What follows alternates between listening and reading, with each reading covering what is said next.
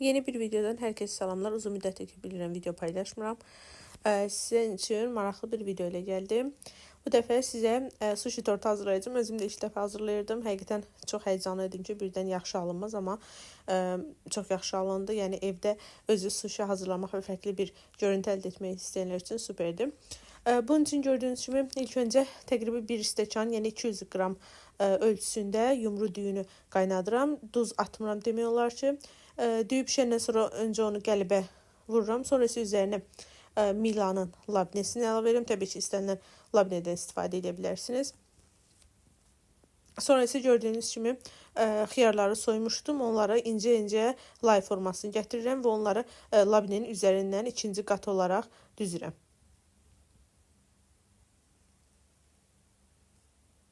Və sonra isə kənarda qabda gördüyünüz kimi qızıl balıqlarım var.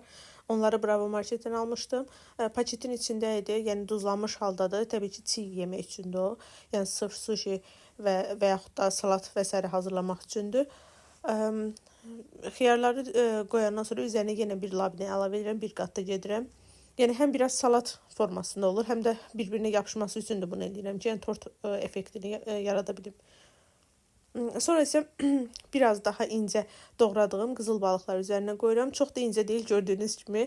Həm açıq istəyirdim ki, malzeməsi, yəni tərkibi çox olsun, bol olsun, dadlı olsun. Həm də ki, görüntü olaraq yaxşı görünsün. Onun üçün bu formada incə-incə doğramışdım.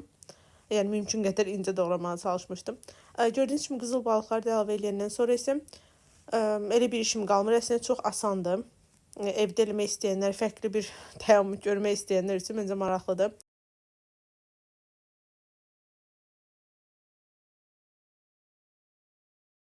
Bəzəməyə çalışıram.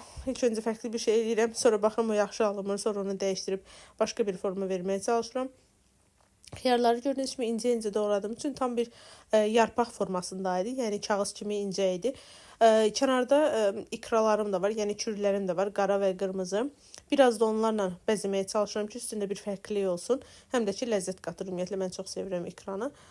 Belə, bu formada belə bir həm sunum olaraq çox qəşəng, maraqlı görünür, həm də ki, sushi sevənlər üçün, gündəlik normal sushilərdən sıxılanlar üçün məncə maraqlı bir üsul oldu. Yəni, sunum oldu, belə deyək ki.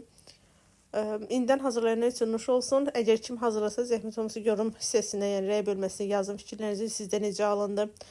Ləzzətli mi idi? Yoxsa yox. Təbii ki, istifadə etdiyimiz ingredientlərdən asılı olaraq ləzzəti dəyişə bilər.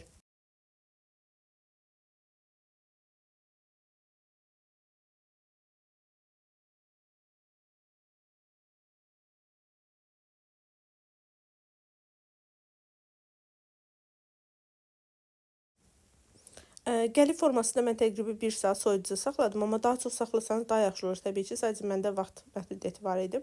Sonra qəlibi rahatca çıxarıram. Gördüyünüz kimi heç bir pozuntu və sarımı çox səliqəli görünür. İstədiyiniz formada siz süfrəyə bunu təqdim edə bilərsiniz və yaxud da özünüz yeyəcəksinizsə ona uyğun təqdimat edə bilərsiniz.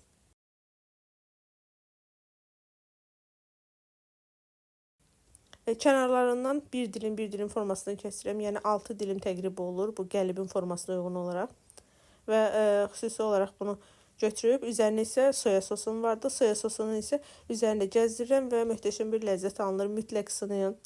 Zəhmət olmasa videonu bəyəndinizsə abunə olmağı, rəy bildirməyi, videoyu bəyənməyi unutmayın. Bizi dəstəkləyin ki, bizdə maraqlı hər dəfə fərqli videolarla qarşınızda ola bilək.